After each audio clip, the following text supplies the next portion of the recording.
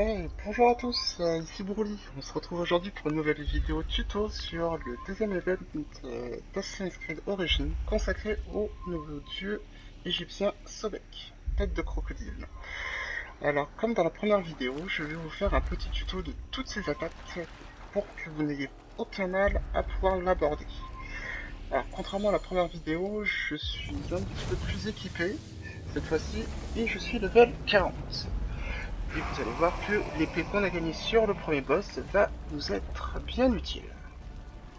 Donc notre ami à tête de crocodile, il a exactement quatre facultés différentes, assez simples, mais qui peut paraître un peu compliqué si on ne connaît pas et si c'est la première fois qu'on va l'affronter. Donc il a comme première attaque, comme dans le premier boss, Anubis, les sables mouvants. Donc en fait, les sables mouvants ils sont un peu différents par rapport au premier boss, c'est que elles vont anticiper vos déplacements. C'est-à-dire que si vous vous déplacez trop en ligne droite, et ben, les sables mouvements vont automatiquement prendre de l'avance sur vos déplacements et les balancer et venir vers vous. Donc vous avez deux possibilités. Soit vous changez de direction à la dernière seconde, soit vous provoquez la direction des sables mouvants. Sables mouvants, pardon. Euh, Donc en gros, moi j'ai choisi un peu les deux techniques. Hein. Donc soit je change de direction à la dernière seconde, soit je provoque un peu la direction où je veux les envoyer pour pas être gêné. Donc c'est-à-dire qu'en fait à la dernière seconde, je me déplace, il les balance et je change de direction. La deuxième particularité, la deuxième attaque pardon du boss, c'est qu'il va faire des petites AOE au sol, qui tirent au mou. Hein. Il faut évidemment pas rester dedans, donc faites attention à ça. Hein. Au début c'est assez simple, hein, il les balance qu'une seule fois. Vous avez juste à vous déplacer et après décocher vos flèches dans le torse de ce mec. Alors, troisième attaque, il va invoquer des gardes du corps. Tout simple à tuer, hein. Une fois que vous avez chopé la technique, moi corps à corps, ils sont assez simples. Vous allez voir que grâce à l'épée d'Anubis, je vais regagner de la vie. C'est vraiment bénéfique de faire pour moi le premier boss. Gagner sa petite arme.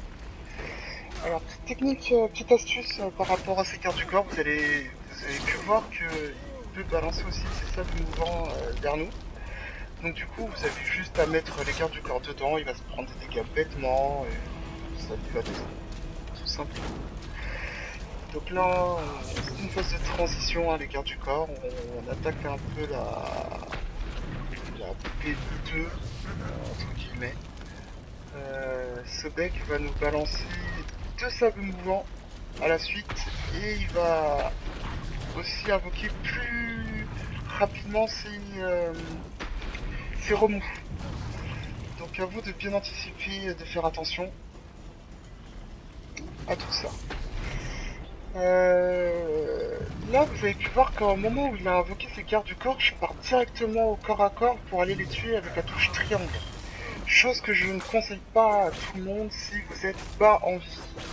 Parce que là, du coup, vous le tuez avec votre arme secrète, là, la lame secrète, et pas avec votre épée. Si vous êtes bas en vie, vous n'allez pas récupérer de la vie, et c'est dommage, ce sera dommage si vous êtes en mode warning.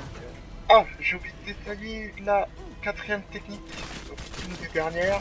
Si vous avez pu voir, il invoque, enfin, il y a une avalanche de flèches qui vient vers vous. Tout simplement, vous déclenchez votre bouclier et c'est tout. Vous vous déplacez hors du champ rouge et normalement c'est tout. Voilà, hop, il invoque ses flèches. Là, puis je déclenche mon bouclier, je sors de la zone et je lui envoie des flèches pour lui faire du dégât. Vous avez pu voir par rapport à la P1, ce bête il accélère le rythme, hein, il ne lâche pas vraiment, il nous laisse peu de temps pour le faire du dégât. Donc esquiver vraiment ces sables mouvants. J'ai du mal avec ce mot, c'est horrible. Sable mouvant. Donc dès que vous avez un temps de répit, n'hésitez pas à aller faire du dégât. et à bien anticiper ces techniques. Donc là, voilà, simple mouvant,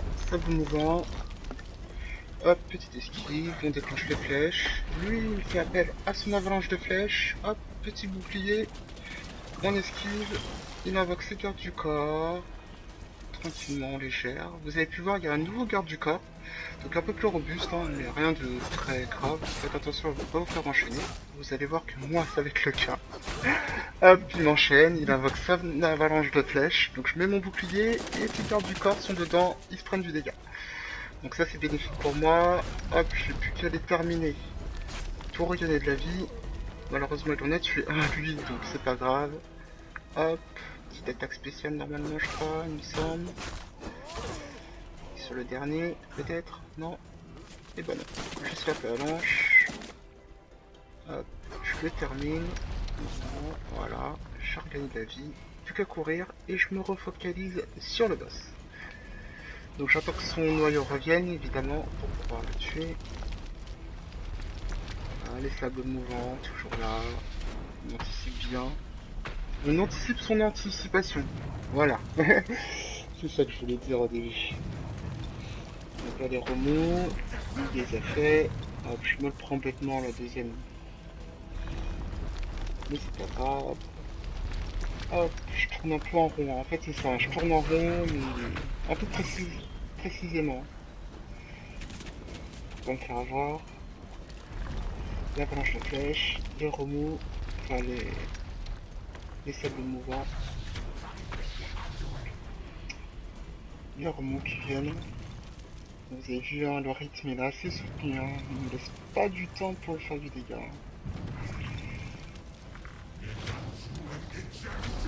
Ça le mouvant, x2, une esquive, hop, l'avalanche de flèches,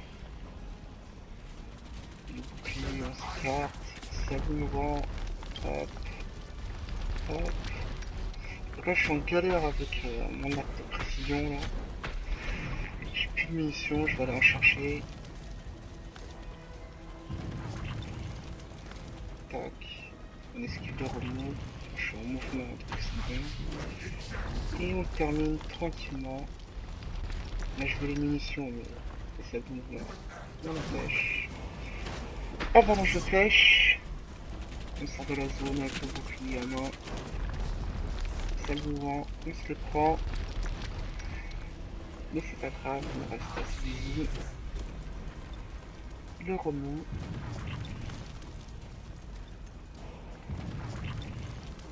On esquive bien.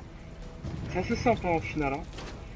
Même si le rythme il est assez soutenu, hein. Vous allez voir, vous allez prendre l'habitude de le faire et ça va être assez simple. Donc voilà, Anubis est mort. Et normalement, à la fin, vous récupérez le sceptre. Donc c'est un sceptre légendaire. Donc là, vous le voyez pas à l'écran parce que c'est la deuxième fois que je le fais, le boss. Mais c'est un petit sceptre légendaire assez sympa. Je n'ai jamais testé, mais parce que je préfère l'épée déjà. Et donc à voir. Si vous êtes un adepte du sceptre, ce sceptre est fait pour vous.